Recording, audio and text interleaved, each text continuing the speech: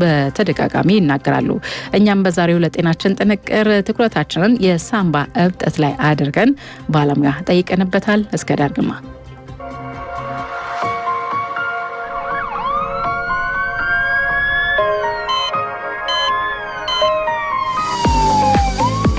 የሳምባ እብጠት በታዳጊ ሀገሮች ላይ የተለመደ በሽታ መሆኑ ይነገራል። የሳምባ እብጠት በማንኛውም የእድሜ ክልል ላይ ሊከሰት የሚችል ቢሆንም ይህ ችግር በልጆች ላይ መከሰት እድሉ ግን አነስተኛ እንደሆነም ይጠቀሳል። እንዲሁም ከሴቶች ይልቅ በወንዶች ላይ በብዛት እንደሚታይም ባለሙያዎች ይናገራሉ። አድማጮች፣ ለመሆኑ የጤናችሁ ነገር እንዴት ነው? በዛሬው ለጤናችን ሰዓትም ትኩረታችንን የሳምባ እብጠት ህመም ላይ አድርገናል። በጉዳዩ ላይ ሙያዊ ማብራሪያ እንዲሰጡን በአዲስ አበባ ዩኒቨርሲቲ የጤና ሳይንስ ኮሌጅ የውስጥ ደዌ ሕክምና ክፍል ኃላፊ የውስጥ ደዌ ስፔሻሊስትና የሳምባና ጽኑ ህሙማን ሰብ ስፔሻሊስት ዶክተር አምሳሉ ቢተውን ጠይቀናል። ሳምባ እንደማንኛውም የሰውነት ክፍል ላይ እንደሚወጡ እባጮች የሆነ እብጠት ሊከሰት ወይ ደግሞ ሊታይ ይችላል። ብዙ ጊዜ ይህ እብጠት ከመከሰቱ በፊት አንዳንዴ ሰዎች ምልክትም ሊኖራቸው ይችላል፣ ምልክትም ላይኖራቸው ይችላል። ነገር ግን የሳምባ እብጠት የምንለው ከተለመደው ሳምባ በባህሪው መለጠጥ የሚችል የላስቲክ አይነት ባህሪ ያለው የአካል ክፍላችን ሲሆን ያን ባህሪ ለውጦ ከሱ ባህሪ የተለየ አይነት ነገር የሰውነት ክፍል መስሎ የሚታይ ነገር ካለ ያን የሳምባ እብጠት እንለዋለን። ሁሉም የሳምባ እብጠት እንደ ካንሰር አድርጎ መቁጠር አንድ የተሳሳተ አመለካከት ነው። የሳምባ እብጠት በአጠቃላይ የሚያመጡ ነገሮችን በተለያዩ ዘዴዎች ከፋፍለን ማየት እንችላለን። ለአድማጮቻችን ቀለል በሚል መልኩ ግን አንድ በኢንፌክሽን የሚመጡ የሳምባ እብጠቶች አሉ። ሳምባ ላይ የሚከሰቱ የተለያዩ ኢንፌክሽኖች አሉ። በተለይ በባክቴሪያ የሚከሰት የሳምባ ኢንፌክሽን ሳምባው ላይ እብጠት ሊፈጥር ይችላል።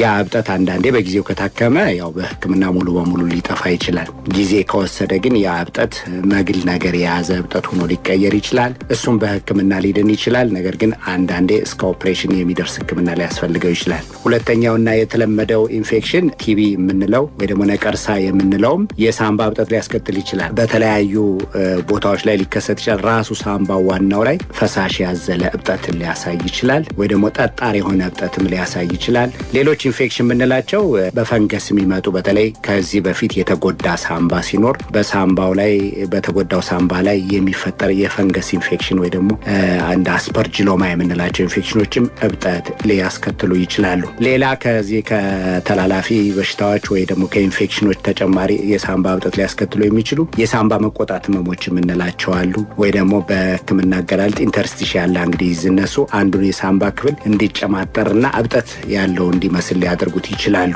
ሌላ ግን የሳምባ እብጠት የሚያመጡ ነገሮች የሳምባ ካንሰር፣ እነሱም አሁን በተለይ የሕክምና ሳይንሱም እያደገ ሲመጣ በሀገራችንም ልምድ ያላቸው ሐኪሞች በብዛት መታየት ሲጀምሩ አንድ የምናገኘው የሳምባ እብጠት ምክንያት የሳምባ ካንሰርም ሊሆን ይችላል። ሌሎች ከስራ ተያያዥነት አንጻር እንደገና ደግሞ ከውጭ ያሉ ባዕድ ነገሮች በሰውነታችሁ ለምሳሌ ጥይት ተመቶ ሰው ሊሆን ይችላል፣ ወይም ስራ ፍንጣሪ ገብቶበት ሊሆን ይችላል። ፋብሪካ ውስጥ የሚሰሩ ሰዎች ቆሻሻ ሳምባቸው ሲጠራቀም የሚከሰት እብጠት የሚመስል ነገሮችም ሊኖሩ ይችላሉ።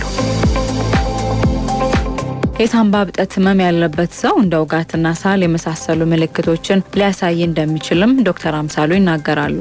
አንዳንዴ የሳምባ እብጠቶች ምልክት የማያሳዩ አሉ። ለምሳሌ ያክል በተለምዶ ውጭ ሀገር ለመሄድ ሰዎች እኛ ሀገር ላይ መቼም ሳምባይን ቼክ ላድርግ ብሎ ለምርመራ የሚመጡ በጣም ጥቂት ሰዎች ናቸው። ለሌላ ምርመራ መጥተው በአጋጣሚ ወይ ኤክስሬ ወይ ደግሞ ሲቲ ስካን ሲነሱ በአጋጣሚ ሊገኝ ይችላል። ይሄ ምልክት የሌለው እብጠት ነው። በተለይ እያደገ ሲሄድና ወሳኝ የሳምባ ክፍሎች ላይ ተጽዕኖ መፍጠር ሲጀምር፣ ለምሳሌ የአየር መተላለፊያ ቧንቧዎች ላይ፣ የሳምባ ውስጥ ያሉ የደም ስሮች ላይ ተጽዕኖ መፍጠር ሲጀምር ያኔ ምልክት ማሳየት ይጀምራሉና የሚያሳያቸው ምልክቶች ከተለመዱ ምልክቶች የተለዩ ላይሆኑ ይችላሉ። ውጋት ሊኖራቸው ይችላል፣ ሳል ሊኖራቸው ይችላል፣ አክታ ሊኖር ይችላል። ምናልባትም አንዳንዴ ደም የተቀላቀለበት አክታ ሊኖር ይችላል። ድካም ሊሰማቸው ይችላል። የደረት ውጋት ይኖራል። ትንፋሽ ማጠር ይኖራል። እነዚህ ከሞላ ጎደል በተለያየ ውህደት አንድ ብቻ ምልክት ሊኖረው ይችላል። ሰው 2-3 አይነት ምልክት ሊኖረው ይችላል፣ ወይም ምልክት ላይኖረውም ይችላል። በዚህ መልኩ ሊታይ ይችላል። ህመሙ እንደየመነሻው የሚያመጣው ተጽዕኖ ቢለያይም ለአካል ጉዳት ሊዳርግና ሞት ሊያስከትል እንደሚችል ያነሱት ዶክተር አምሳሉ የሳምባ እብጠት እንዳይከሰት ለመከላከል ማድረግ ካሉብን ነገሮች አንዱ ተጋላጭ አካባቢ የሚሰሩ ሰዎች መከላከያዎችን መጠቀም እንደሆነም አንስተዋል። ለመከላከል አጠቃላይ ለሌሎች ጤንነታችን ለመጠበቅ የምናደርጋቸውን ጥረቶች ማድረግ በጣም መልካም ነው። እንደዚህ የሳምባ ህብጠት ተጋላጭ የሚያደርጉ ነገሮችን እንዳሉ ሆነው ለምሳሌ የስራ ተጋላጭነት የምንለዋለን። ፋብሪካው ውስጥ ኮንስትራክሽን ውስጥ የሚሰሩ ብናኝ ላይ ያለበት ቦታ የሚሰሩ ሰዎች ከመጀመሪያው ጀምሮ ሳምባቸው እንዳይቆጣ ለዚህ ለህብጠት ለሚዳርግ ህመሞችን እንዳይዳረግ ማድረግ ያለባቸው ነገር ማስክ መጠቀም አለባቸው። ፋብሪካ ወይም ተቋሙ የሚያቀርብላቸው ራስን የመከላከያ ዘዴዎች በሙሉ በደንብ ተግባራዊ አድርገው መጠቀም መቻል አለባቸው። በአካባቢ ምክንያት የሚመጡም ተጽዕኖዎች አሉ። አካባቢ ላይ የሚከሰቱ ብዙ ነገሮች አሉ። የአየር ብክለት አለ። ከነዚህ ነገሮች ሁሉ ማህበረሰቡ የራሱንም አስተዋጽኦ ማድረግ አለበት። ሌላ ሲጋራ ማጨስ ለካንሰር ያጋልጣል። ሲኦፒዲ ለሚባል ለረጅም ጊዜ ሳል ለሚያደርግ የሳምባ ችግር ያጋልጣል። ለተደጋጋሚ ኢንፌክሽን፣ ለኒሞኒያ፣ ለሳምባ ምች ያጋልጣል። እነዚህ ነገሮች ቶሎ ሆኑ ሰዎች ከሲጋራ ማጨስ ራሳቸውን ባያጨሱ እንኳን ሁለተኛ አጫሽ ሊሆኑ ስለሚችሉ ከሚያጨሱ ሰዎች ጋር አንድ ቦታ ላይ መገኘት ወይ ደግሞ በሚያጨሱበት ሰዓት አንድ ቦታ ላይ መሆን አይመከርም። ይሄ አንዱ የምንከላከልባቸው መንገዶች ናቸው። ሌላ ኢንፌክሽኖች እንዳይከሰቱ ክትባቶች አሉ። በእርግጥ እኛ ሀገር አሁን ኢንፍሉዌንዛ በውጭ ዓለም የተለመደ ክትባት ነው። ክትባት ይከተባሉ። ኒሞኮካል ቫክሲን የሚባል አለ። ለሳምባ ምች የሚከተቡት ክትባት አለ። አቅሙ ላላቸው እድሉ ላጋጠማቸው ሰዎች በተለይ ተጓዳኝ በሽታ ላላቸው የልብ ችግር፣ የስኳር ህመም እንደዚህ ያላቸው ሰዎች ክትባቱንም እንዲከተቡ ይመከራሉ።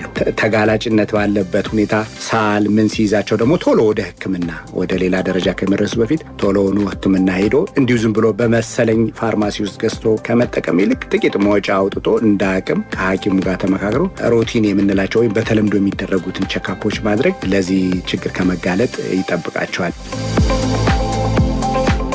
ችግሩ ከተከሰተና ሰዎች ወደ ህክምና ተቋማት ቢሄዱ ሊደረግላቸው ከሚችሉ ህክምናዎች መካከል ጥቂቶቹን ባለሙያው በቆይታችን ነግረውናል።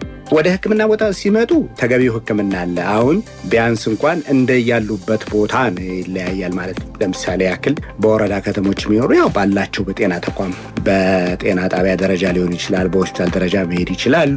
ተለቅ ያሉ እንደ አዲስ አበባ ያሉ ከተሞች ደግሞ ስፔሻሊስቶች አሉ። የውስጥ ደዌ ስፔሻሊስቶች በብዛት አብዛኛውን ነገር ማከም ይችላሉ። ከነሱ አቅም በላይ ከሆነ ደግሞ በእኛ ሙያ ያለ የሳምባ ስፔሻሊስቶችን ማማከር ይችላል። ይሄ በሙያ ደረጃ የሚደረጉ አገልግሎቶች ናቸው። ወደ ህክምናው ዝርዝር ስንመጣ ያው ዋናው የሐኪሙ ትልቁ ተግባር የሚሆነው በሳምባ ላይ የተለየ እብጠት የሚመስል ነገር ሲገኝ መንስኤው ምንድን ነው የሚለውን ያው ጠለቅ ያለ ምርመራ ይደረጋሉ። ራጁ እንዲነሱ ይደረጋል። ሲቲ ስካን እንዲነሱ ይደረጋል። አክታ እንዲመረመሩ፣ ደም ምርመራዎች እንዲመረመሩ ይደረጋል። በተቻለ መጠን በመጀመሪያ ያገኛቸው ሐኪም ምክንያቱን ካወቀው በዛ ነገሩ ያበቃል ማለት ነው። ያገኛቸው ሐኪም ባደረገው ምርመራ በቂ ምክንያት ካላገኘ ግን ለሚቀጥለው ደረጃ ምርመራ ሲልካቸው ሰዎች ቶሎ መሄድ አለባቸው። ጊዜ መውሰድ ጊዜ ወሳኝ ነገር ነው በህክምና ሳይንስ ውስጥና በሚቀጥለው ደረጃ ሲሄዱ ግን ያው ከሳምባው ናሙና መውሰድ ይቻላል። በሳምባ ውስጥ ገብቶ ልክ ብሮንኮስኮፒ የምንለው ሳምባው ውስጥ ገብቶ የሚወሰድ ናሙና አለ። ከሳምባው በደረት በኩል መርፌ ልኮ የሚወሰድ ናሙና አለ። በዛ መሰረቱ ከተገኘ በኋላ እንደተገኘው በሽታ ይታከማል። ኢንፌክሽን ከሆነ ችግር የለም፣ አንቲባዮቲክ አለ። በሱ ብዙ ጊዜ ጥሩ ውጤት እናያለን። እሱም በቂ ካልሆነ ደግሞ የተጠራቀመ ፈሳሽ ወይ ደግሞ እብጠቱ መግል የያዘ ነገር እንደሆነ ደግሞ በኦፕሬሽን እንዲወጣ ይደረጋል። ካንሰርም ከሆነ ደረጃ 1 እና ደረጃ 2 ከሆነ ያቺ የተጠቃቸዋ የካንሰር ቦታ እንድትወጣ ይደረጋል። ተጨማሪ አብሮ ደግሞ ይሄ መድኃኒቶች ሊሰጡ ይችላል ወይ ደግሞ ጨረር ህክምና ሊሰጥ ይችላል።